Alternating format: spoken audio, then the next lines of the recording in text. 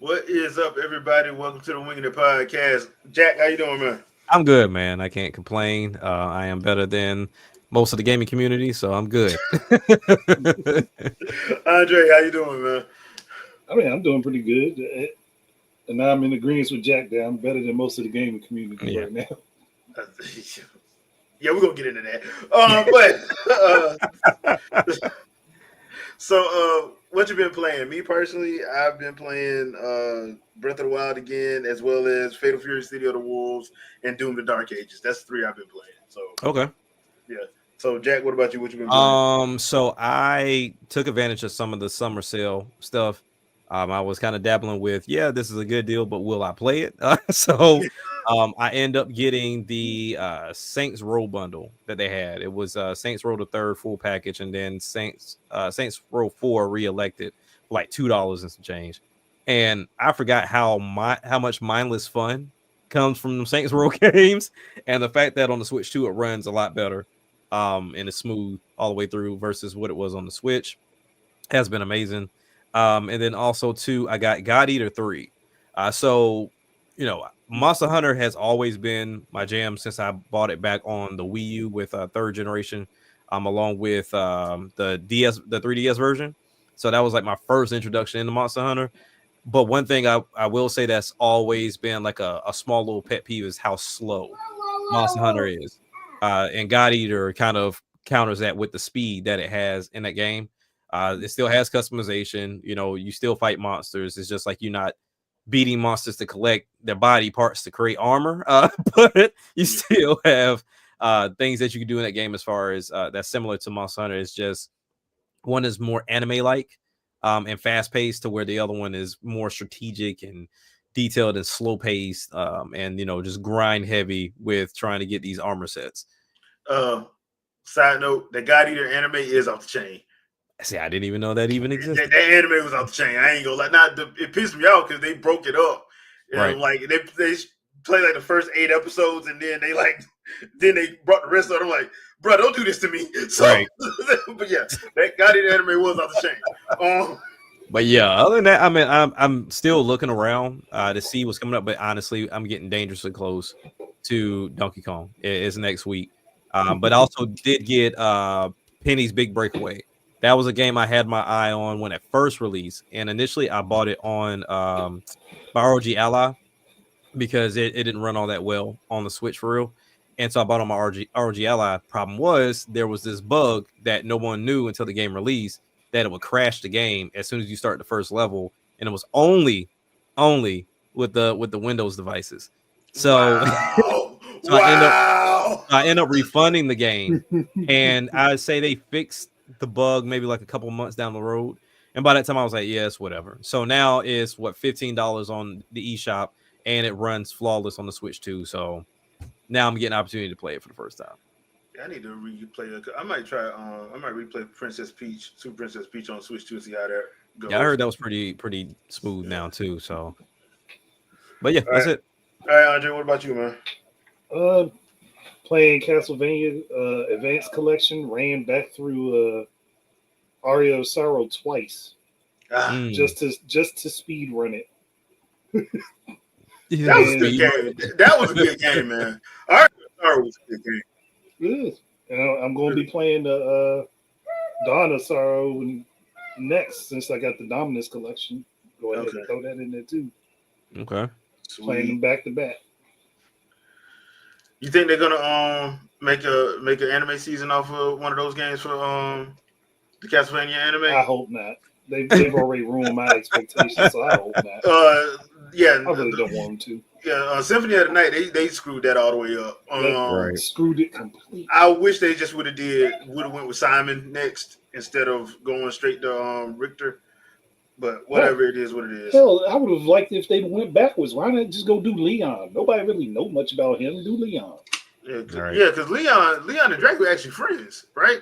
No, Leon didn't know Drake. He never. Which one was friends with Drake? Which one was friends with Drake? That would have been Chris? No, not Chris. I'm trying to think. Because one of the Belmonts they were actually friends. So I I don't know if that's in the main line or if that. No, that would have been Sophia, but she wasn't Dracula's friend. She actually would have been messing around with an Alucard, but that got retcon when they created Leon. Oh, okay. All right. Yeah, I knew it was one of them. Technically, the Belmonts would have been family to Dracula if they would have stuck with that timeline. Okay. Because I know, like that Castlevania timeline, y'all was complaining about the Zelda one. That Castlevania one, boy. The bad thing is, if they would have left the Sophia story intact, it made sense. It was like, how are the Belmonts so magically powerful? That makes sense. Yeah. Now you gotta go back and make Leon kill his fiance because the dude that was his friend that became a vampire infected her. Yeah. That's how it got linked. I was like, why couldn't we just have the Belmonts be related to Dracula? That would have made a lot of sense. Right. Especially game-wise anyway, but it is what it is. But, all right, peeps. So, real quick thoughts on the Bandai Namco presentation. I saw no tails. All right, what's your, Jack, what did you think? Okay. So for me, we had already seen and known most of the stuff that's here. But I'm still interested in Patapon 1 and 2. And then also Digimon. So Digimon is one of those games that I'm like, just make it right and everything will be okay. Like this is so, and then also too, this speaks volumes to the boycott crew for Pokemon. This game is coming and it looks good. Support the freaking game. Like if you truly want a monsters game to survive outside of Pokemon, support Digimon. It's a franchise that stayed around, and I didn't realize how much of a fan base it still had. Like Digimon is still going strong. So I mean, I would say I have my eye on Digimon, Patapon, and then everybody's Hot Shot Golf. That's still, to me, hands down, still one of the best golf games. Yeah, I think that's it's got Mario beat. Everybody Hot Shot Golf is solid. So those are the three games I'm looking forward to. That Shadow Labyrinth game, it kind of went down on my radar after seeing it here. I think they should have stopped showing it. Like, I just don't care. At this point, I don't care. And then I saw the secret level episode of the Shadow Labyrinth. I'm like, yeah. The more they show that game, the more disinterested I am in that game. It's like when they keep making those horror versions of like kids shows like Winnie the Pooh, and now they got that pop out the Slayer man. Like, wow, yeah. I mean, why is that always like the first thing of like once the license is free for people to use, they go straight to horror? Because they did it with Winnie the Pooh, they did it with Pinocchio, and the movie sucked. They always suck, but that's why I was like, why is that always the first thing of making it a horror film? I guess it's better than the alternative of making it a Bum Chicka Wow movie. Film. Yeah. Bum Chicka Wow Wow, you know what I'm saying? Hey, yeah, I guess so. Yeah. Giggity. All right, we'll wait till Andre gets back. Let him give us his thoughts. My first question tonight is one that people probably gonna be easily offended by. I don't care. I'm about to say it is what it is. Why does finding out who the developer of a game you've seen being played multiple times matter? Look, I know the answer to this, but it's so stupid. It's so stupid. It don't matter. Unless you're gonna write them a personal thank you letter or something. I don't know why you need to know that. I'm telling you, and this is in regard to Donkey Kong Bonanza. Like most people with eyes after the Treehouse Live are like, oh yeah, that's the Odyssey engine. Odyssey team. Yeah. Like I'm pretty sure that's the Odyssey team did that. Yeah. Like we knew that. But then like everybody was like, well, who made it? Who made it? Who made it? Now I knew what was gonna happen when we found out. Like it was already common sense, but they just needed clarification. Yeah. But what ended up happening was once this came out that okay, the Odyssey team was working on this. Oh, okay, so this is just like Odyssey 2. So, so Donkey Kong is just Odyssey 2. I'm like, no, separate these two franchises because that's what they are. They're not the same. No, they're not. Like, there's plenty of games that use the same engine and work with the same team that are different. I Ocarina of Time and Mario 64 is the same engine. But you didn't hear nobody saying, "Oh, that was Mario 128." Like it's just Yeah, it's it's so not. stupid. I Yeah. hate when people do that. Yeah. I hate when they do it. Yeah, But yeah, it's that's darn it. I told you people are aggravating, bro. Like, But it's the you saw the Treehouse Live, both parts 1 and 2. You saw the direct. You know what the game plays like. If you played Mario Odyssey, you should have easily been able to put 2 and 2 together. Yeah. So once again, why do you need to know that? It's like with the whole Metroid Prime remaster thing. They didn't put the original people on there. They didn't work on it.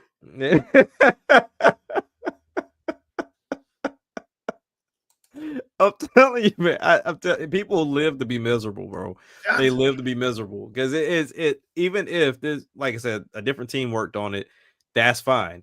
But if you saw the game and you liked how it played and you like how it ran, leave it at that. It's just, and even what Andre was saying while we was offline was he just looking for the right person to point at if you don't like it.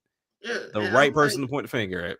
I'm like, either you play it or you don't. At this point, just and most because we finna get into this one, boy. Whoo, boy. So this week, everybody mad at Microsoft, but I understand it. I did do a quick little my thoughts. Let's talk live on it on Thursday. Mm-hmm. Yeah, it was Thursday. That I did it, and it's about the perfect Dark and Everwild situation. If you don't know, both of those games have been canceled. Studios have been shuttered. Xbox has laid off people again. Here's the thing. All y'all blaming Phil, I promise you that wasn't his call. Guarantee it wasn't. I promise you that wasn't his call. Yeah. But the people that made the call, they're cool because they ain't looking like the bad guys. Phil is. Mm-hmm. Yeah, he is. I don't think that's his call. Second thing, and I said this on the podcast on the Let's Talk. Mm-hmm. Those games both had trailers in 2019. Mm-hmm. It is now 2025. One game, they openly said they didn't know what it was. Yeah. So I say to those people that are like, man, I can't believe they shuttered Everwild. How could they do red like this? You didn't know what that game was.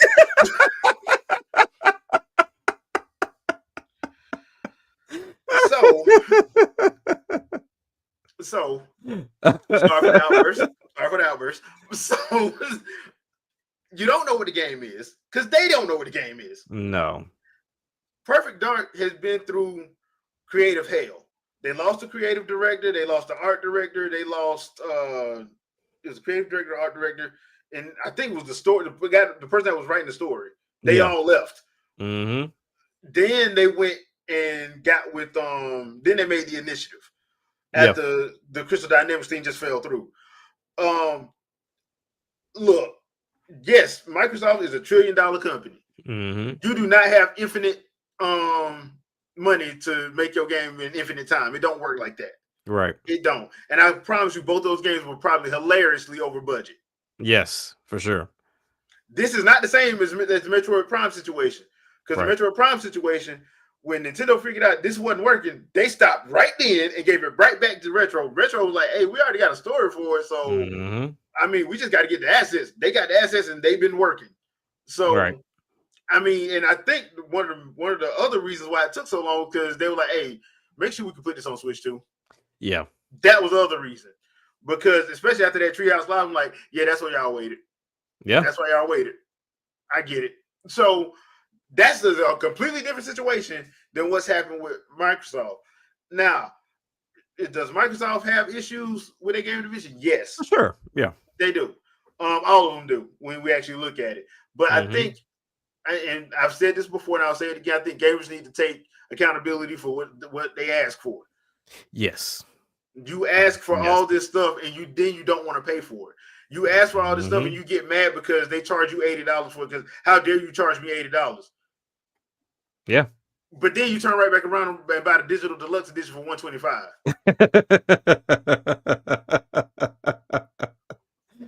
Look, man. Here's my thing, right?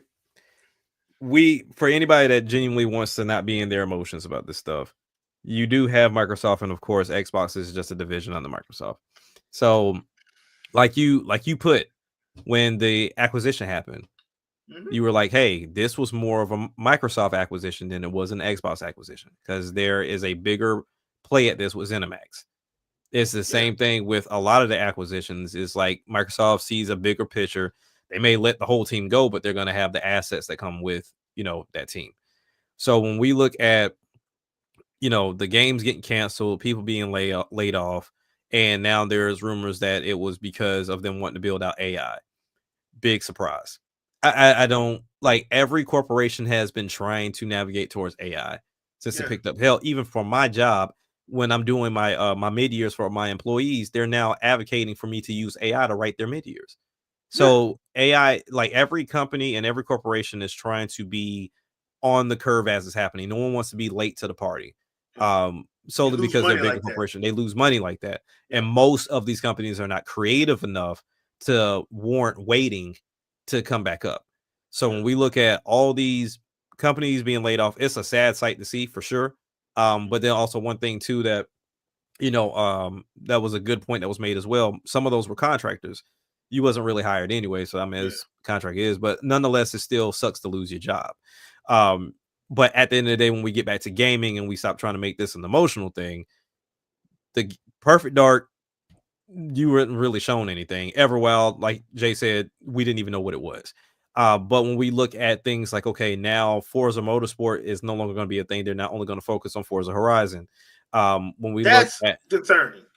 To me, that's concerning, but at the same time, I understand it, because Motorsport doesn't come out as often, and Horizon is the more beloved game. I don't think you have too many car enthusiasts playing those games anymore. Like, when you look at how Gran Turismo turned out and how Motorsport turned out, I don't think they really did as well. I think Gran Turismo had a bigger push because of VR.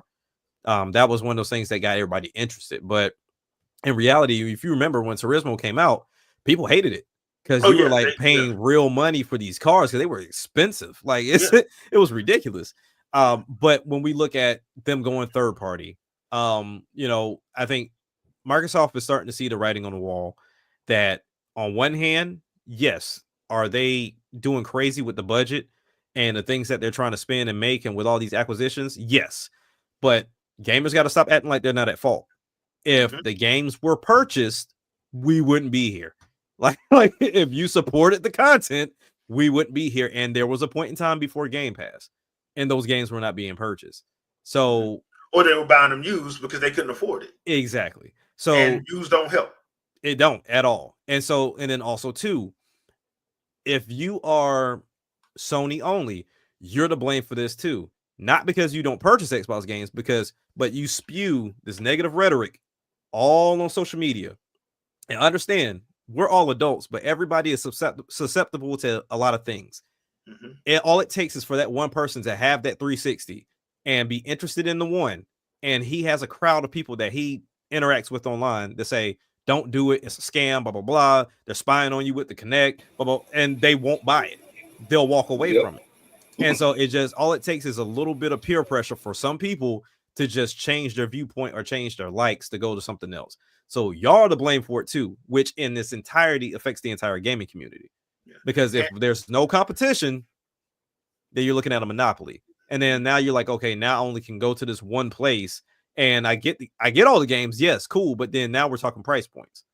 And you don't want that. And you don't want that. Ask any wrestling fan how it was when WCW went on and just WWE for decades. Boy. And then when they went and bought ECW, and now they done bought AAA, it's a whole thing. Y'all better be glad for AEW. Yeah. So but it gets to the point of how you actually contribute to the very hobby that you claim that you love. It comes down to your words, your wallets, your actions. It's a whole plethora of things. Because even when you look at pricing in itself, if I go to GameStop right now, and let's say I'm looking for what game is on both consoles. Let's say I'm looking for Hogwarts Legacy. 9 times out of 10, the used copy for Hogwarts Legacy is going to be cheaper on Xbox than it is on PlayStation. Same game, operate the same way, is just going to be cheaper because GameStop knows that the appeal is more with Sony than it is with Xbox, and there is a plethora of reasons as into why. It's never just one reason. But all in all, I mean, what they're doing right now, downsizing, they said they also that they were focusing on projects too. Because if you have, let's say you got 10 to 12 teams and each one of them are working on their own project, no, you need to focus and have these games come out a little bit sooner if you have teams this big. But honestly, too, I feel like a big team could also hinder the progression a little bit and the creativity, because now you got to agree and work with so many people. It could be a big mess, if you will. But hopefully it works out for them, going this third party route where they're just doing games. And I'm pretty sure they're still going to have some form of a device. I don't think they're going to jump out of hardware 100% yet. Not 100, not yet, not right now. No, I think they're going to give it one more shot. And I think this is going to probably be their last one, and it's going to just continue to get upgrades, and it's just going to continue to play because we're not there yet with cloud. Game Pass is what Game Pass is. It is what it is. With anything, if it does succeed, everything takes a hard hit in the beginning before it actually sees success. I mean, we look at what Netflix and Redbox, we were doing DVDs for a while, and people were like, "Oh, they're doing bad," and then now Netflix is one of the biggest, if not the biggest, subscription service in America right now, or in the world right now. So it takes time, but yeah. All right, Andre, your thoughts on the whole Perfect Dark Xbox layout situation? Not surprised, but highly disappointed. Yeah, I mean, it's pretty easy to see where everything was going to go. As much as I tried to hold out hope for it, because again, being a fan of Perfect Dark, I'm like, I want more. I want it to come back. I want to see the series actually prosper in some way. The best game we got is the first game. That's it. Yeah. That wasn't made on their system. Yeah. It wasn't made on their system. It was made on Nintendo 64. Biggest problem is all these overbloated budgets that do nothing for anybody. Like, you don't have to take every franchise and try to turn it into a big blockbuster game. Mm-hmm. Like, we got The Initiative, a group that never put out a single game. Not one game. They didn't start off with anything small and work their way up. They just said, we're going to take Perfect Dark. Yeah, they would take Perfect Dark and try to make it this big, expansive thing. For what reason? Yeah. And that's happening with a lot of teams in the industry right now, a lot of studios and stuff. So obviously it's not a good idea to keep just taking these teams. I don't care how experienced the individual people are. If they haven't worked together, they are not a cohesive unit. Correct. Yeah, there you go. And you need that experience to be able to do better along the next time. So let them drop a couple crappy games out, the first couple crappy $20, $30 games. Let them drop a couple of those. See how well they do, then work on something bigger. And Perfect Dark itself should have never been some game that was treated like it was this big thing, because it never was. It's basically James Bond, futuristic James Bond. That's it. Mm-hmm. It's James Bond with the woman being Bond. Yeah. And what you need to worry about is the gadgets and the guns. That's it. So it's one of those situations where I was like, okay, all y'all really need to do is look at the first game. Don't look at that other game. Look at the first game and basically make your own story, but follow that template. Y'all are the multiplayer kings. Like, don't try to put no Fortnite mode. Don't try to put no Battle Royale mode. Don't try to put no hero shooter mode. Just do a regular multiplayer mode. Yeah. And the game. That's it. That game ain't got to be 40 hours. The campaign need to be from 6 to 10. Yeah. That's it. Your multiplayer, just do stuff to make it. If you want to do special events to, like, try to show you different or whatever, cool. Do special events. But look at the first game. Look at the first game. Play the first game and see, okay, this is what we can do. Because we don't need to break the bank for this. Right. We don't. And because I promise you, they probably trying to do something. If you let one of them talk, they probably be like, yes, my grand vision is to make an open world Perfect Dark. Mm-hmm. For what? For what? Yeah. For what? Yeah. I don't get the idea of putting these teams together and, like Andre said, let them work. Like, let them get their feet wet, figure out what they want to do, figure out like what kind of passion project they want to make and figure it out over time. Like you throw this big project at them and they don't release anything. Like you just create this team for nothing. And that team was like supposed to be this super dream team too. Yeah. It's like, oh, we went They this never person did for this, and this, and they didn't do anything. But they never worked together. So you would have came out better letting before they got bought by Sony. You would have came out better letting Bungie do it. Right. Yeah. You would have came out better. Yeah. And then also like Dark Void made a good point too. You know, with all of this, regardless of, you know, the budget and everything else, like I said, the fan base, y'all went and spent their money. Like y'all were trying to spend their money. Like y'all were in their pockets like, oh, go buy this group. And they were doing the same thing on the Sony side, like, go buy this group, go buy them. Yeah. Like, okay, but you haven't even seen them turn out with the companies they already got. Why are you asking for more? That makes no sense. Like we didn't get more games out of the companies they already had before they made these bigger acquisitions. It's so stupid. And I think what you said earlier with the whole ZeniMax situation. Yeah. And I've tried to tell people like Microsoft Game Studio did not buy ZeniMax. Microsoft proper did. They just Bethesda was part of ZeniMax. They didn't buy them because they wanted Bethesda. They didn't give a damn about Bethesda. Could care less. They wanted those patents. It's just like when Marvel bought Fox. They bought them for 2 franchises. They got Avatar, they got Predator, they got Hulu. They ain't want all that. They just wanted X-Men and Fantastic Four. Yeah. They did not want the rest of that mess, but they got it. Yep. So it's one of those situations where you like, and you try to tell people that, and people get mad because that ain't what they want to hear. Right. Because the people that hate Microsoft, they're destroying gaming. That wasn't their call. The Activision thing was their call. But the Activision thing, people tend to forget that we was trying to get rid of Bobby Kotick. And the reason why I say we is because I didn't want Bobby Kotick to get down Activision either. So the only way he was going to get gone, because that severance package was ridiculous. I bet you Activision will never let nobody sign another one like that. But that was the only way he was getting rid of him. They had to get bought out.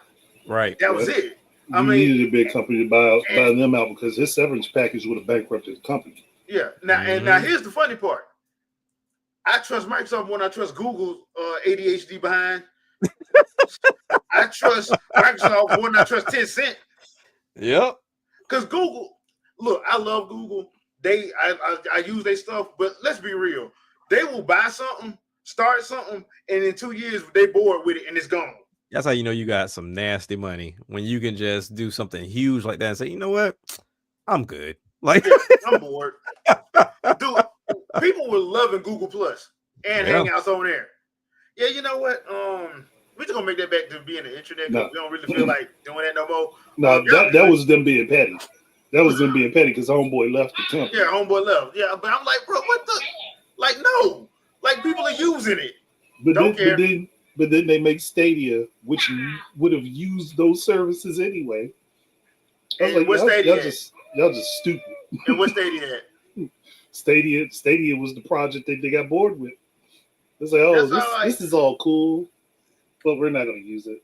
Yeah, right. I'm sitting there like, because people like, man, why don't you get Stadia? I'm like, because I don't trust Google like that. Right. They couldn't explain to me the pricing structure. You didn't really get Stadia anyway. You interfaced with it. Yeah, pretty much. Because I mean, a lot of stuff didn't show up, and then also, like you said, Jay, like I was iffy on it because you didn't tell me what happened if you shut down. Like they would not mention it at all. Now, granted, people were able to transfer that stuff over to Steam and get like refunds, so that was cool. But the fact that you were that secretive with it, I'm like, nope. Nope. When y'all tell me, I will link up. I will invest. Nope. But it's crazy of how quiet Luna's been, but yet it's still up and running. Yeah. It's still up and running because they integrated it into Amazon Prime. Prime. Like you get games with Prime and you get Luna, and while Luna changes out with the Prime version, that Luna changes out the games every month, you still get to play them for a month without having to worry about anything. And then if you really want Luna, you can pay for it separately. Now I will say this: I did like the Luna controller and the Stadia controller. I thought they were dope. But I never got a chance to use them. But other than that, I'm just like, no, man, this is crazy. But this is the same situation. Yeah. And to the people that sit up here saying if you defend Microsoft, you're stupid. No, you're not. Game Pass, whether you like it or not, that's what's keeping them afloat. That game division afloat. Yeah, it is. That's just the truth. Whether you want to believe it or not, it's the truth. I don't care what developer comes out and says whatever they say. It is what it is. There's over thousands of developers, dude. It's just because one comes out like, oh, it was killing. Okay, yeah. Okay, yeah, bro. All right. So I'm being honest. I'm like, dude, because say would have been got rid of the game division if it wasn't for that. So you're complaining, but that's what's keeping them afloat. Right. Once again, I do think that when they was going on this buying spree of developers, they should have slowed down and been like, okay, hold on, we already got teams. Let's make them make smaller games. They don't have to make no big game.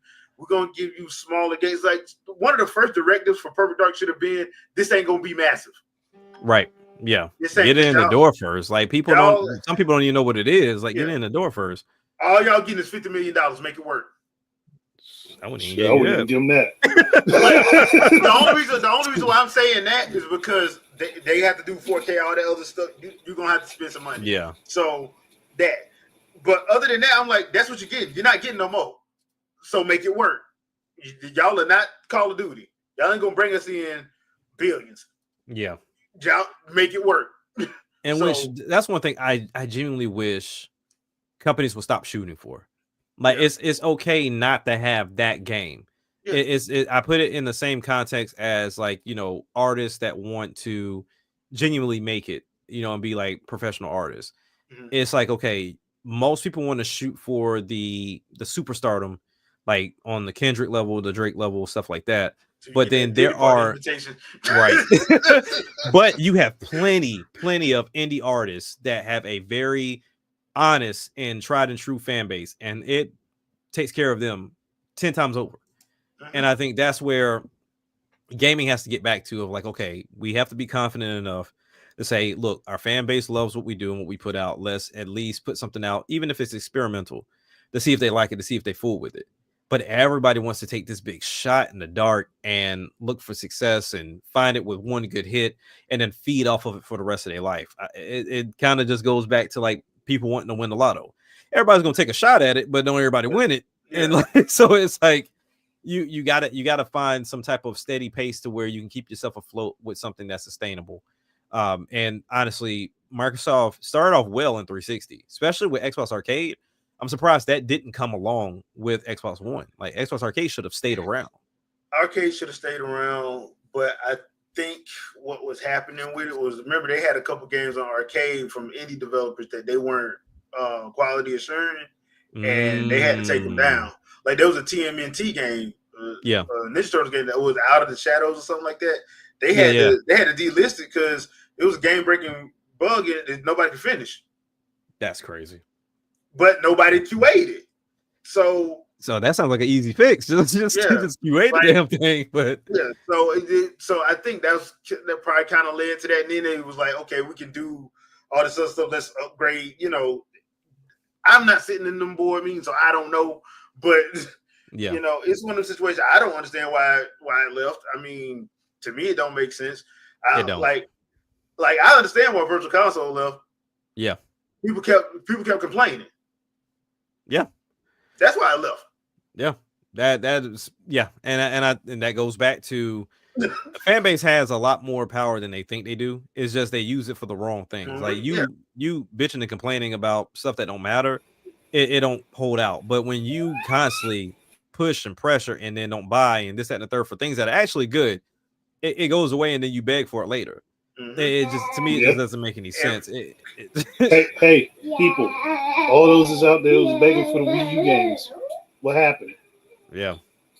I mean, it was one of those situations where you sit up and you're like, okay, we knew this was gonna happen. Because Wii U had backward compatibility. Y'all hated that. I bought this console to play new games. Yep. Okay, fine. I should be able to take this anywhere. I shouldn't have to just be at the house. All right, bet.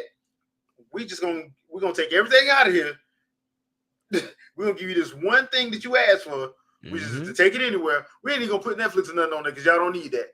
We're gonna give you this one really thing. don't. You really We'll don't. give you this one thing. And what happened as soon as middle of 2017? Oh man, what the app said? Why I can't play Netflix on here? Why I can't play Hulu? Like, dude, you don't need that. I want this game. Why I ain't got this game? Like, you said that Wii U suck. Yep.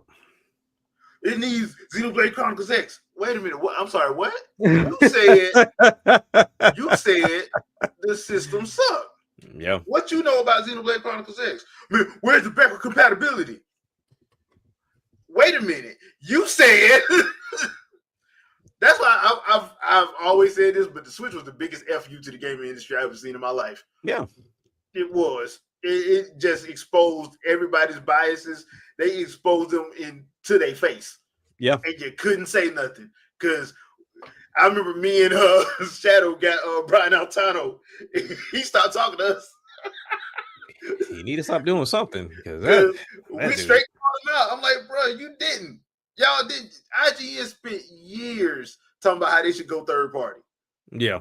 That's why I don't like Colin Moriarty or Greg Miller. I'm like, y'all spent years putting the gaming industry in the position it's in now with your takes. You do not get to complain now. You don't. Oh yeah, that's another thing I forgot too. The media at the time, they are the reason why gaming is in the space is in now. Yeah. Yeah. Like y'all did this. Like I said, influence is a big thing. Yeah. But so, I don't know, man. And it also goes into, I know you mentioned the games, but then also the storage situation. Like Wii U got dogged out for coming with 32 gigs, and they were like, well, you can do SD cards and hard drives. Yeah, hard drives. All you gotta do is just plug up a hard drive to it. And then the next generation, that's the thing we're doing. I'm saying, okay. All right. That's why I love how Furukawa was like, look, y'all gonna say y'all hate this. Y'all gonna turn around and do it anyway. Yeah. Why do you think nobody at Game Freak care what y'all say when y'all say boycott? We joke about the whole boycott situation here, but why would they listen to y'all? Y'all talk about boycotting every damn year, and y'all go buy every damn console and both versions of the game. Most you realize, like most gamers that are on social media talking, they're current thinkers. They don't think outside the box. They just think about what is right now. They don't care about what could possibly be what's happening. Because even right now, when we look at the SD card situation, like the Express SD card, like that's future proofing. Like these games are bigger. They need to run on faster storage devices. Like, yes, we have SSDs, but the chances of you being able to open up a switch and replace that SSD is slim to none. You don't have a SATA now, and half y'all don't know how to do that anyway. And don't know how to do it. And I was like, because remember with PS5, it was a whole thing of, well, did I get the one with heat sink on it? Do I have this? And can I use this one? And it just became a bigger issue. It's like, and they became expensive. It became expensive. Like it's one of those things to where, as a business, there's only, I say probably like 5% of things I'm going to take from my fan base. Only 5%, because most are not thinking for the masses; they're thinking for themselves. Yep. It's their group, their current group of friends. Yeah, exactly. That's it. Like there's 7 billion people on this planet. Yep. So I mean, when you look at things like, let's say Labo, that is something that is experimental, something fun for kids to put together. Something that is great to do. But what were most adults doing? Oh, they sold you cardboard. I was like, but most of y'all struggle to put it together in the first place. So really, you can raise the age on that thing. or when they finally put it together and they actually started working, they liked it. They liked it, yeah. I mean, I loved all then the they was closeted Nintendo fans. Yep. But I love Labo. When we got the robot, that was amazing. Like the kids loved the robot. Yeah. Like they know what they're doing. But so my next question is, should Phil Spencer step down, or is this a bigger gaming issue, not just a Microsoft? This is not a Microsoft issue. No, this is gaming in general. Yeah. Because if it was a Microsoft issue, then we wouldn't see so many companies and studios closing down outside of them. So this is not a Microsoft issue. Right. Okay. Now, so should Phil step down? Me, I don't think he should. No, Because once again, this ain't his call. He didn't make those calls. Like you gotta look above him. Yeah, you have to. But the thing is, people don't know the name, so therefore they're not going to. Well, Sarah Bond about to be the next person. Oh, she about to be the next president. She about to be. She a scapegoat. Yeah, I'm about to say she about to be the scapegoat. But for me, the only reason why I would say he needs to step down is honestly for his piece. Like to me, it's just they're gonna find a way to point everything at him, which you know maybe that's what he expected. Hey, this is what I want to happen.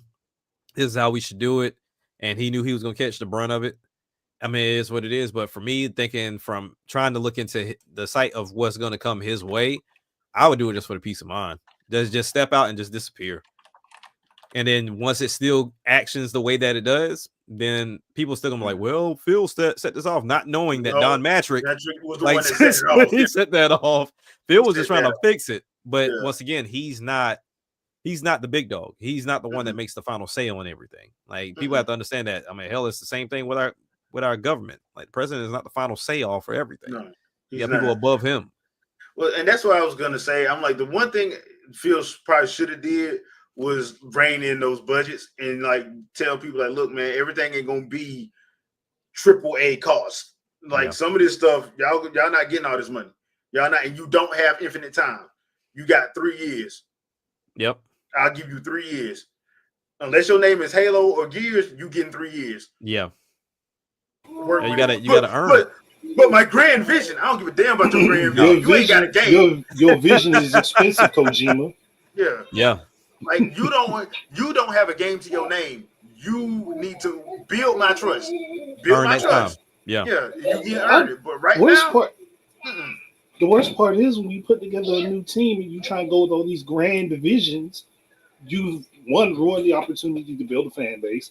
Two, you've ruined the opportunity to build up a story or build up an environment in the game. Like, why do people think that every game that's a major franchise now started off as this top tier major big thing? Most of them started off super small. Yeah. And worked their way up. I'm looking at stuff like Astral Chain, Bayonetta. Like the Bayonetta series does not sell like people think it does. No, it doesn't. No. It don't. That's why that whole might as what your girl said. Yeah, that whole situation was hilarious. But like Bayonetta don't sell like that. But guess what? The budget ain't that big. So when they sell $1 million, they done made over expectations. Astral Chain sold what, 1.33 mil? Oversold expectations. Marvel Ultimate Alliance 3 oversold expectations. It only sold like 1.5 mil. That's it. But it oversold expectations. Why? Because it didn't cost an arm and a leg to make. Yeah. You know, at some point, somebody gonna have to say, somebody at Sony and Sony and Microsoft gonna have to say, dude, you're not getting that. You're not getting that budget. You're not. Yeah. You're not getting that budget. You're just not. So they gotta stop feeding into these expectations that they created. Yeah, because everything ain't no AAA nothing. Yeah, you want to make this masterpiece cinematic game? Then go make a TV show. There you go. You can't get in the door. Yeah, this is a video game. This ain't no TV show. When we gonna get that Order 1886 remaster? Not never. Hi, Vicky. Hi, Vicky. And Vicky, you are correct. Fantasy Life is ridiculous. Like that game that's amazing. But the my only thing is, and we can continue what we're doing. I'm just answering Vicky. Yeah. But I don't see a lot of comparisons to Room Factory because I already have Fantasy Life, but I want to try Room Factory, and I'm like, they seem like they're both the same type of game in a way. And I'm like, okay, if I get into Room Factory, am I just doing Fantasy Life, just a little different, or the new yeah, the new one, the Dragons? I heard that game's off the chain. Yeah, me too. But my thing is, it's like it was like the cozy games of like Room versus Fantasy, and I'm like, okay, I got like 60, 70 hours of Fantasy Life right now. I just seen some boss fights in that Room Factory. That don't look cozy to me. Look, it's cozy up until you get to that point. So it's like how Kirby is nice and cute until you get to the end of the game. Yeah. George, you mean the midway point where it flips and turns into a body horror game? Well, it depends on which one. Because if we talking Kirby Superstar, that's when it gets bad. It's toward the end of the game. Yeah. Aries 73, you are absolutely correct. We've been saying that they shouldn't. because your game ain't gonna make $200 million. Spider No, it's Man. not. Everybody be trying to get all this voice acting and all this. So like, nah, look. I want some games to go backwards. Go backwards to just text. Make people read. Make them, Hey, look, read. you sir are outlandish. That is outlandish. Like you making people read. Not. We got AI out here that reads for us, sir. Yeah. It's not outlandish to request people use their eyes and brains. But I will say, play the video game.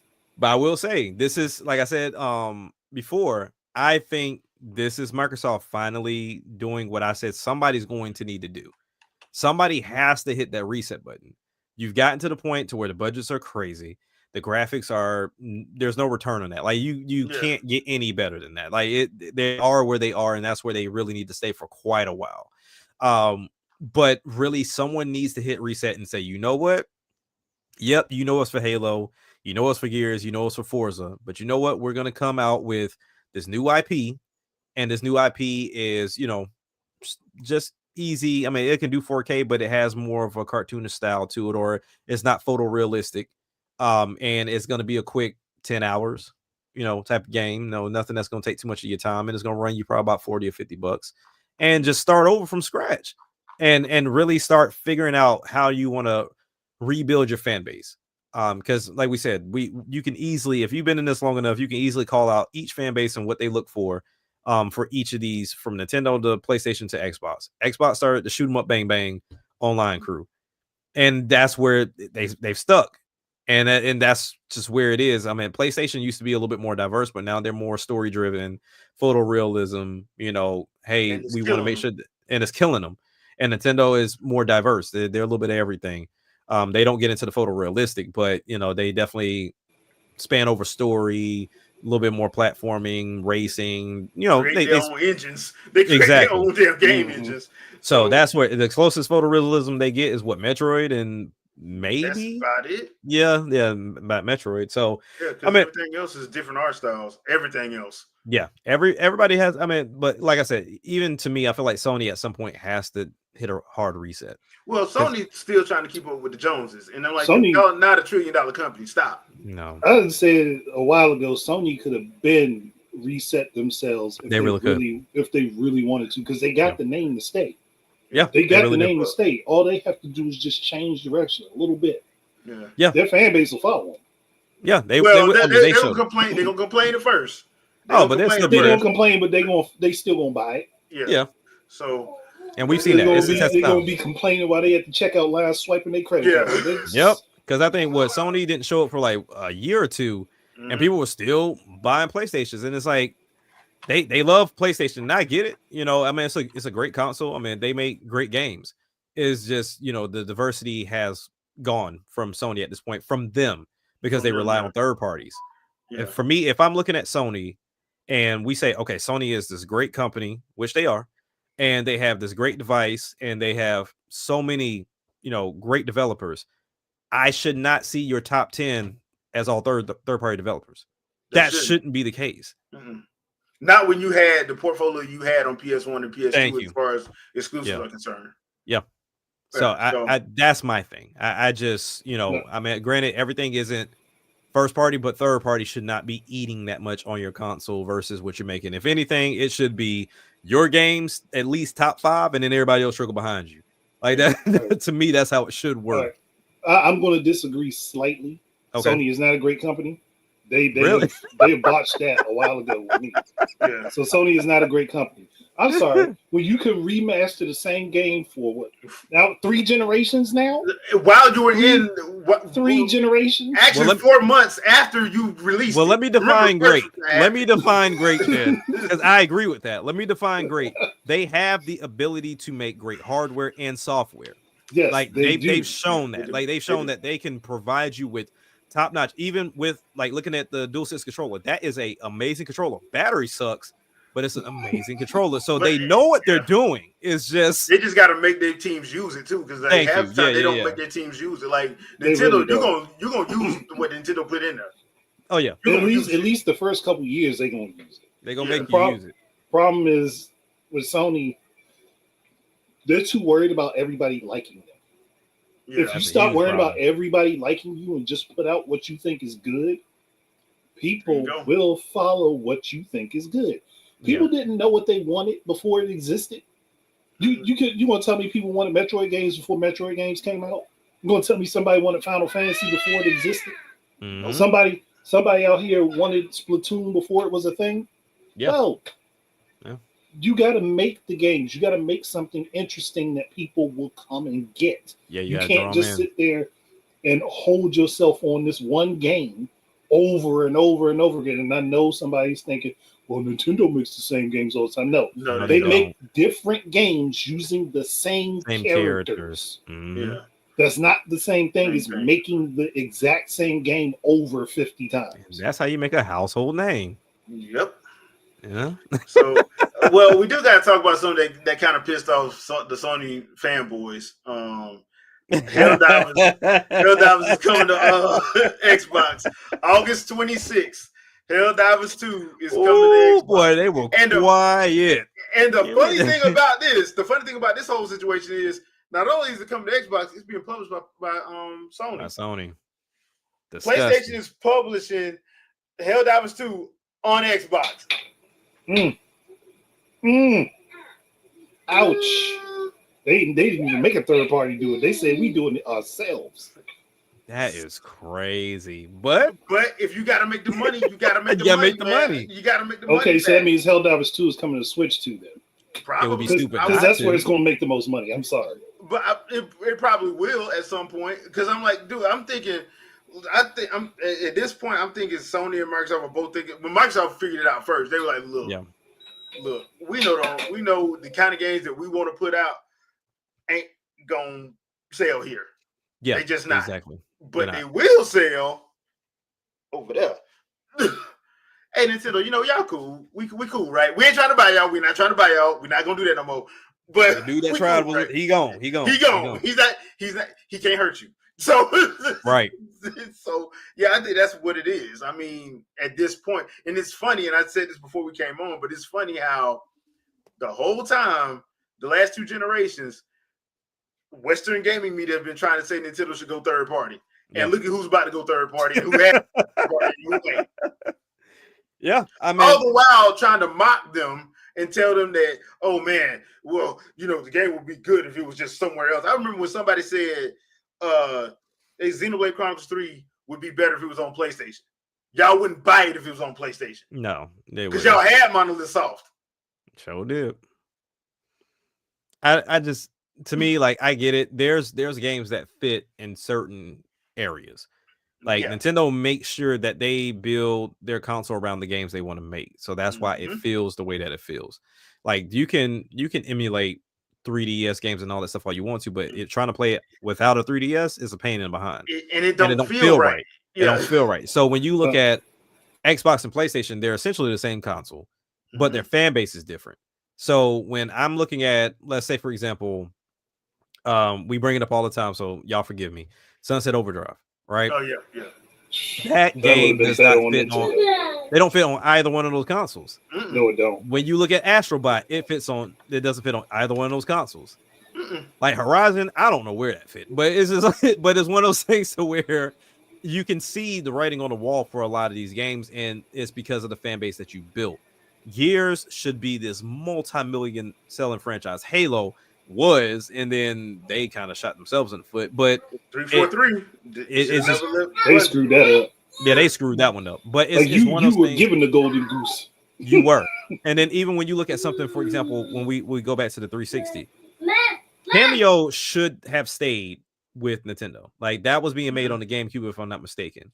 So when we got on the 360, that was cool, but it got no support, and the sequel never happened.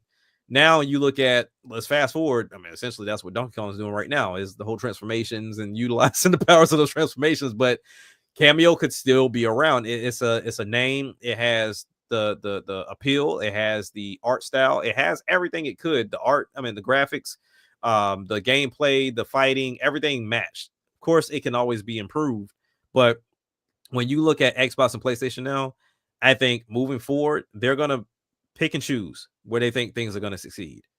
It's like right now you're looking at Last of Us, that's what people want on PlayStation. They want The Last of Us.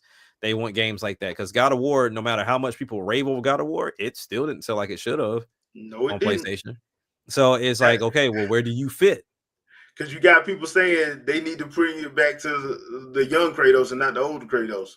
It needs to be in that style because honestly, the one thing that turns a lot of people off, and there's plenty of people out there that love story within game. I understand that.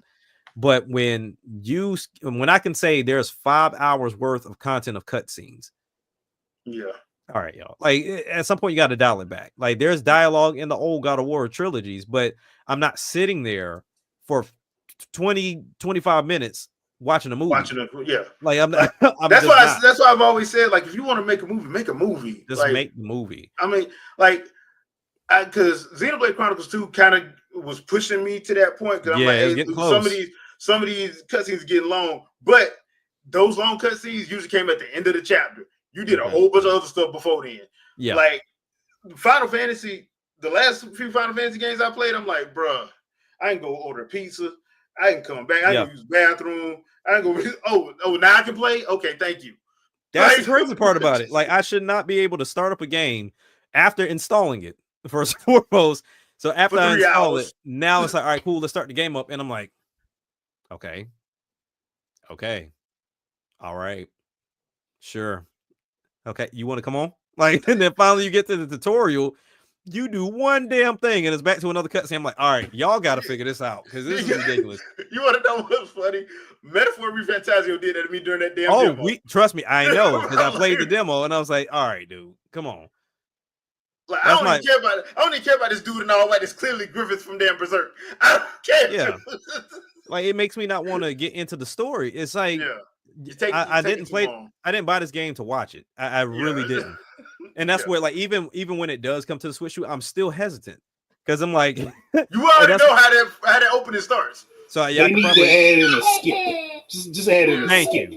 Yeah, because like I said with Yakuza, that get a little long winded sometimes too, and I'm like, skip. Yeah. I'm like, dude, y'all doing too damn much. Yeah. So that's that. I am interested in seeing how Helldivers 2 is going to do on Xbox because, to be fair, that's the Xbox crowd. That's the Xbox crowd. So, and another thing to be fair about, they have the best online out of all three of them. They do. So they really do. But I mean, that type of game needs a bigger fan base, though. It needs multiple consoles for it to succeed. Because I mean, it's not. If you leave it on one console, that means that the developer has to keep that fan base interested the entire time, and that's difficult. And it cuts into your, in the words of a pimp named Snoopback, it cuts into your money. The pimp named Sony, boy. That's what it is. But yeah, look, they lost that crown. Yeah, look, somebody smacked them, took their fedora, they snatched their purple coat, and took they got I said goblets. Yeah, they took everything. Yeah. They took it all, man. I mean, it'll be interesting to see where we go from here. What other games get moved around? I think we're gonna see more. We're gonna see some more. Oh, we'll definitely see more. I'm just interested in how they introduce it, though. Here's the worst prediction: The Last of Us Part 1 and 2 on Nintendo Switch 2. It better not. It better not. It won't succeed. It better not. I don't even think it will succeed, my friend. It better they not. Better not. They better not. They better not. They will come out better sending Ratchet and Clank. Oh, yeah, definitely. They definitely would come out better putting Ratchet and Clank. If I see Last of Us 1 and 2 on the Switch, that means you don't know how to read the room. I will laugh hard and have tears in my eyes if that happens. Yeah. Like you purposely, I mean, you definitely don't know how to read the room if you send that over. Yeah. If you, like you said, Ratchet and Clank, even if, and like I said, it's one of those things to where you Cooper. I was just about to say, Cooper or Jack and Daxter. You can literally take your whole PS2 catalog of platformers, spruce them up. Don't send them as PS2 games. Like spruce them up and make them a little bit more modern. Because if you think about like with the first Sly Cooper, I don't know what in the world they were thinking with that camera. Like the way you use that camera in that game, but that was a bad idea. But if you take that right there in itself could get you a lot of money for a little to no cost. For you to take those games, the engine and stuff is already there, the assets are already there. Just make it prettiful, and then just give it to that crowd because they never had it. Not to say that most Nintendo players never played it, but it's been a while. It's been a while. Those are games that you bring back, not the ones that dropped 4 or 6 months ago. Like you bring back the games we haven't played in a while, and then that's when you can like do the temperature gauge of like, all right, cool, we have collections of these games, so you don't even have to sprinkle it in there. Just drop the collection. And my thing is, I'm like these because I go back to what Sucker Punch and Naughty Dog saying, "Oh, we're a mature studio now." Y'all just left money on the floor. You matured your way out of a paycheck because number one, that was easy money for y'all. Easy money, and people wanted one of those franchises to keep going. And Sony's stupid for being like, okay, y'all don't want to do it, cool. Oh, we got this other team over here, and y'all do it. That would have been too easy. Too easy. I'm not leaving money on the floor. I'm not, especially people asking for it. This ain't no Kid Icarus situation where like people weren't asking for it. They did Uprising, and then magically people want to pretend like they loved the first two. They didn't, because they were too hard. They were way too hard. So, and I'm curious to see how like Patapon does, because Patapon was exclusive to PlayStation at one point in time. So if it come over and it kill because they giving you 1 and 2, that'll be a testament of like just read the room, because your fan base obviously don't like it. I mean, you look at Gravity Rush, your fan base obviously didn't care for it. Send it over to Nintendo. See what happens. I would also put Ico and The Last Guardian over too. Yep. Those games bleed Nintendo. Yeah. And I would probably because there's a lot of games, especially out there 6 and 7 gen, that you're like, bro, y'all missing the boat, and y'all could have easily those are games that don't take 15 years to make. Nope. They're your base, while they claim they want to be mature, they'll buy it if it's good. They would. Yeah. I mean, I put it over to like the same people like the Pokemon situation. Yes, people complain about the trees and all this other stuff, but then they go out and buy the game anyway, and the console that they made for it. Yeah, you just gotta let people get out their feelings for a minute. Just let them get out their feelings for a minute. They'll be all right. Yeah. J Biggs, I agree. Killzone and Resistance. You ain't using it. You ain't using it, no. Because we've been saying for a long time that is the one genre that is naked on Nintendo. Yeah. The one genre. That first person shooter, like war shooter or just apocalyptic. That's the one thing that's naked over here on Nintendo side. That's why Uncharted, because I was sitting here thinking to myself, I'm just like, dude, okay, y'all want Perfect Dark to succeed. Give it back. Let Nintendo run with it. Because even when you do Perfect Dark, when you boot up Perfect Dark on NSO, it has Microsoft Studios logo on it. Even though it's the original N64, they just stamped that Microsoft logo on it. Yep. When you look at the right up under the railway, it says Microsoft Xbox Studios. Yep. So it ain't like that is, since they friendly and chummy with each other, y'all didn't know what to do with it. So because don't Retro have some of the railroad people too? Let them like, hey, and I promise you, it ain't gonna cost over $75 million. I promise you that. No, it's not. It just ain't. So. I mean, that's the other thing. Like, I also think people don't understand. They want all this stuff, and it's gonna cost. But my thing is, the Grand Vision stuff needs to stop. The whole Grand Vision stuff. No, you don't get a Grand Vision unless you've proven that you can make a small vision. Yeah. I'll step it up another thing further. I pick a team. You're the team this generation that makes us that big, expensive game that takes like 6 or 7 years to develop. You're going to be the one this generation. Everybody else, you work on AA, whatever A you want to put on there. Even if you want to take it down to triple B, I don't care. Like you're not getting that money. No, you're not getting 200 million. That 200 million or 300 million is reserved for this one company. We've had conversations with this company. We've had meetings with this company. We know what they're trying to make. We feel like it's going to be substantial. It's going to be something that's worthwhile. And that way, not only do our fan base get a multitude of games and a very decent time span for the generation, but once that one banger show up, it's that banger. That's that banger. Now we can do that. Like Splatoon is a perfect example. Yep. You ain't supposed to like Splatoon. You weren't supposed to like that game. You wasn't. It was on a dead console, and you weren't supposed to like it. Exactly.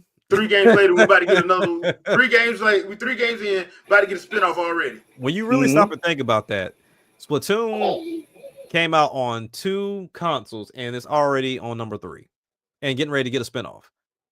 Like it took 2 generations for that game to get 3. That was 2015. That was 2015. So it is 3 games in 10 years. Yeah. 3 There's games. Some games years. they ain't got they one game out and it's been 7 years. It tells you a lot. And that right there, and the way that they support it too, it's not like they just dropped it and left it alone. Yeah. They support that game to no end, especially with the Splatfest. Like that is something that even if you don't play Splatoon all that much, everybody show up for the Splatfest. Yep. They show up because it turns into a totally different game. It's a party. That weekend is off the chain. And you're fighting for something because it's like, okay, I chose mustard over ketchup and mayonnaise. Which and then it's like, no, it doesn't, but it works. So it's like, all right, cool. I'm team ketchup.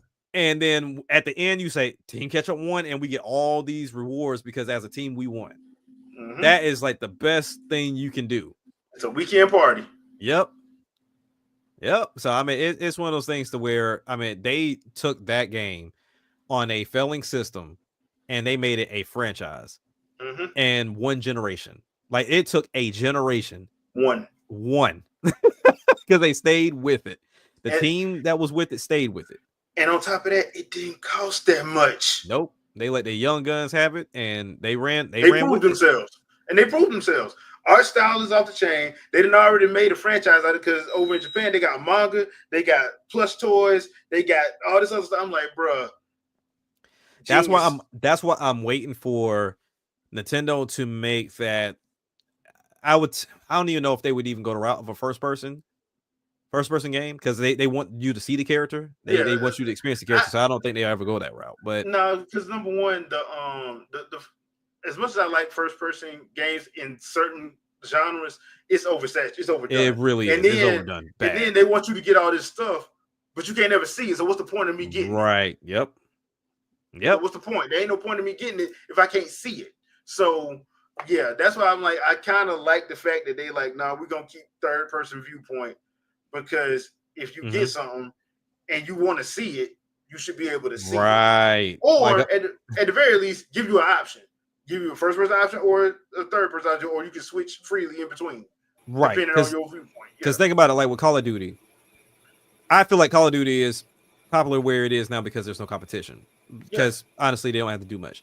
But when you look at what they just released, right? They just released the Beavis and Butthead DLC that you can get.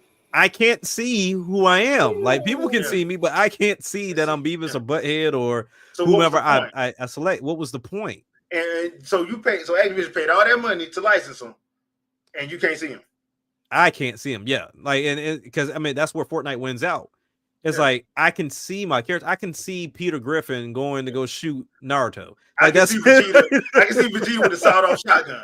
Right, like I can actually see my character do it, but like you seeing my character is kind of stupid. It's like me buying like this flashy car, but everybody else see it but me. Like I'm inside the car. Like it's just I don't see it when it's driving. But yeah, I think Nintendo has figured it out, and I think at some point Sony will figure it out at some point because I think in their last meeting that they had or last interview they had, they said they were going to start focusing more on AA.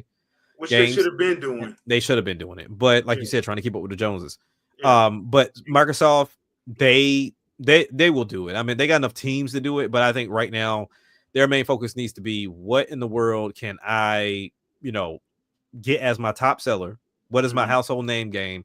And then go from there because it used to be Halo. It ain't Halo no more.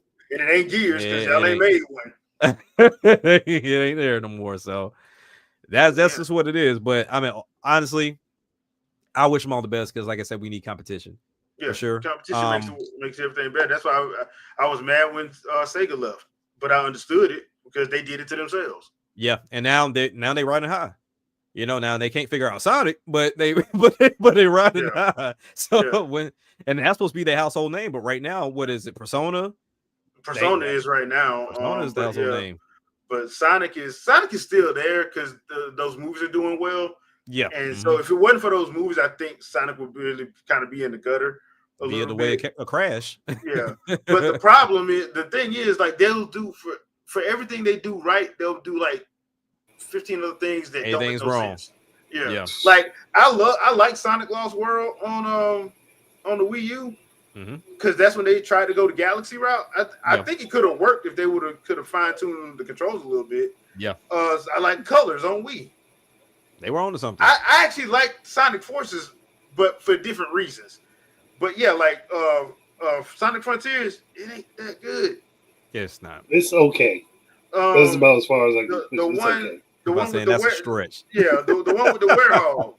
That one, the one with the werewolf. Unleashed. Unleashed. It ain't that good. Half of the game. Half of the game was good. The other half sucked. Like, so it's like it's one of them situations. Like, and they did some good stuff. Like they did some cool stuff in Unleashed. They really did. But half of the game was just like, I don't want to play as this guy. The problem is you have the werewolf when all of those segments you could have just put Knuckles in. Yeah, basically. Right. Just put Knuckles in. Knuckles or Rouge. One of the two of them would have fit those proportions. Yeah. Before we get out of here, I do want to bring up one thing because I do play First Descendant, and we got that trailer for the 2B. 2B is going to be in from Nier Automata is going to be in First Descendant. Okay, at this point, she's been in Soul Calibur. The thirst in everything, bro. She's been in Soul Calibur. She's been in Grand Blue Rising Versus. Was she in Fortnite? I thought there was rumors about it or something. There's rumors, but I don't think she's in there. Yeah. Okay. And she's gonna be in this. At this point, Kaguya should be getting a check every time they put her in something. She gonna be in Smash next. I mean, gonna be in Smash. Which she should. I mean, you already got her auntie Bayonetta there anyway. So but the funny thing about it is, you'll have people complaining about they don't want any more anime sword guys, and then 2B will be in there, and they'll be like, "I love this character." Wait a minute. Yep. Anime sword. But she's not a guy. But she's not a guy. Good point. But do y'all think it's oversaturated? Personally, I'm kind of teetering a little bit because I'm like, okay. Oh, the other one, she's in Stellar Blade. That's the other one. Yeah, that's right. She is in it now. Yeah. Is she in it or is just her costume? I think isn't she? It's her. I think it's her. Oh, so let me see. Hold on. That might actually make it worth it for me to pick it up on PC then. I know Eve has the dress, but I don't think she has the face thing. Oh, it's the outfit. Oh, it's just the outfit? Okay, yeah, never mind. Outfit, yeah. But yeah, I'm just sitting there like, okay, all right. But you might as well say she in it because the outfit looks just like her. So I mean, she literally got the hair, the mask, and everything. So I mean, might as well be her. But this is my thing, and this is an honest question: where did all this love come from?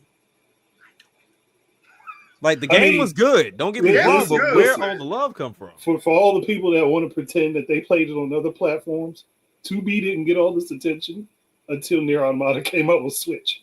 Yeah. When they fixed the frame rate problem, when they fixed because people tried to pretend that was the game that I told people like that's how you knew Digital Foundry was lying. Because they claimed that whole game was like 1080, 60 frames a second, and what? It was like 940 or something like that. Because when it came to Switch was when it was 60 at 900 or something like 900p, I think it was. So right. I'm like, bruh. But all these people claim, oh, you can see 60 frames a second with your bare eyes. No, you can't. No, you can't. I tell them do the welcome tour test and see if they succeed. Yeah. Yeah. That test in itself, it got me a few times. I'm like, wait a minute, that wasn't 30 frames, that wasn't 20, that wasn't that. Like, because people think that lower frame rates always come with jaggedness. They don't. They don't. No. You can have as odd as it might sound, you can have a game that looks fluid and smooth that runs at 20 frames per second. Right. Yep. People don't know that. People don't get it. But that can happen. It just depends on how the animations are done and how it's paced. And how good your team is. That too. because I tell people all the time, my favorite game of all time runs between 15 and 20 frames a second. On a good day. Yeah, but you wouldn't be able to tell because the game plays smooth. Mm-hmm. Game plays smooth. Look, and even if that game does hit a slowdown, you can still hit buttons and get responses. Yep. Mm-hmm. So that's how good the team is. So it does matter how good your squad is. That's why I said like a lot of these games when I put them in, when I play them on Switch 2, and I'm like, okay, why y'all acting like this game just is like it plays virtually the same. Mm-hmm. It's not that big of a leap on some of these games with people trying to act like, oh, it just plays so much better. No, it don't. Stop. You're exaggerating. You really are exaggerating. I'm like, bruh, it plays damn near the same. I tell you. But yeah. So man, it's interesting to see 2B get all this love though. Because like I said, it was a good game. Yeah. I mean, I don't hear too many people go crazy about the second one. Because I forgot the title of the second one. What was the name of that game? It was like a prequel, if I'm not mistaken, wasn't it? What game you talking about? The Reincarnate or something like that. Yeah, it had some weird title. Yeah. It had like the game after Nier. Yeah, it was like the serial number didn't have read. Yeah. So it's something with an R. I can't remember it. Yeah, I know what you're talking about though. It's a wild title, and it makes it hard for anybody to find it because it was like I think Nier Automata is actually the second game because there was another one first. Yeah, it was. Yeah. So Replicant. Yeah, okay. There we go. Yeah. So I mean, like I said, a lot of love for a character that, hey, I mean, she cool. She looked cool. I mean, the games fly. I mean, I enjoy the game, but I just don't know where it's coming from. Maybe they're just like, hey, look, Square. It was like, hey, we just trying to do a whole bunch of partnerships. And maybe that's a quick way for them to get some money back. I guess off royalties. I don't know. I don't know because I felt like the game did well. No, I mean like, but like Square is just hemorrhaging money, so they probably like, hey, look, y'all want Cloud, y'all want Sephiroth, y'all want 2B, huh? I have horn out all the IP. Girl, get in that game. Get in that game. I was just in this last one. I don't care. Get in the game. They paying us 200. They paying us 250,000. Get in that game. So, you know how much they paying us to use you? I mean, I think that's probably what some of that is because I'm pretty sure. Like Bandai Namco had to put out some money for it. I'm pretty sure Side Games had to do it for Grand Blue Rising. So I mean, it is what it is. But that's gonna do it for us tonight, people. Thank you everybody in the chat for coming through. We appreciate you as always. Let me check my calendar real quick because so we will have a podcast episode next week, next Sunday. But after that, we're gonna take the 20th off because I will be out of town. So I'll be on a cruise in the Bahamas. So better come back married. Nah, you seen these marriage laws, bro? I ain't coming back nothing. They ain't gonna be no rings on nobody's fingers. I'm about to say Happy Father's Day to Jay whenever he comes back. Nah, I'm good. I'm good. Yeah, I'm not. Nah, but we'll be off on the 20th, but we will be back next Sunday. So, Jack, anything you want to pimp out? Yeah. So, I mean, if you haven't paid attention to the summer sale that's happening on the eShop at this moment, it ends on the 10th, if I'm not mistaken. It has a lot of great games on sale. Even Nintendo first party games are on sale. So definitely go check it out. I mean, I found some great games that's going as low as $2. I mean, some of these games they just giving away. Yeah, these cracking prices for real. For sure. One thing I've been doing though is there's a lot of content creators that are doing the Switch 1 games that run better on Switch 2. So if you had a game that you were interested in, see if somebody's already done the test and go check it out and then see if that game is on sale. That's where like I was hesitating on a lot of games to where I'm like, okay, let me see how it run first before I pick it up. Because I know like Ni no Kuni 1 and 2 were on sale, but I remember they didn't run the best on the Switch, but now they run flawless on the Switch too. So, that was one of those games. So take advantage of the sale. I believe GameStop, if you still go to GameStop, they're doing the 2-for-1 situation where you buy 2, get 1, which their policy is they'll take the highest price game, and that's where you can determine which game comes free. They'll give you like the lowest one is the free one. So take advantage of these sales, especially if you're not interested in getting the Switch 2 yet. All these games that are on sale are Switch games. But then also too, if you do have a Switch 2 and you're waiting for games in the future, whether it's Donkey Kong or Age of Imprisonment or whatever that's not out yet or doesn't have a date, take advantage of these sales and play some of these games that are already out that run a lot better than what they previously did. Yeah, I agree. Andre, anything you want to pimp out? I mean, I ain't got nothing right now. I've been trying to work on stuff, but between work and me being bored and then taking this little ThinkPad here and seeing what heavy duty games I can get to run on it. That's been a fun experiment. I need to get a capture card specifically for this so I can make videos on that. That's fun to do. Just to play games on a machine that shouldn't be able to play. Right. It'd be fun. I mean, there's already a channel out there with low spec gaming. Yeah. So I mean, he can have some competition. All right. I don't really have anything. I am going to be throwing some gameplay up. I am going to do a arcade run with Andy Bogart from Fatal Fury, City of the Wolves. I like that game. That it's a lot of fun. I just hate that it's not getting a lot of love. And I understand people don't want real people in there, but dude, right, it's still a fun game. So I'll be doing some stuff with that. I am going to be probably going back through Smash Brothers. I heard some people say that checking it out via Switch 2 and just seeing what it's going to play like. I haven't played through like some online stuff in a long time on Smash. I've just been playing when I do play, I've just been playing like single player stuff. So I'll probably go through a couple of classic mode just to see what it feels like and stuff like that. I'll probably throw some gameplay up of that too. And I'll try to do some stuff more this coming week just because I know I'm going to be out for a week. So other than that though, that's all from me. Once again, thank you everybody in the chat. We appreciate you. We will be back next Sunday, 7 p.m. Eastern Standard Time, like normal. But on the 20th, we will be off. So just to let you guys know. And thanks again, and we'll see you guys next week. Peace out. Peace folks.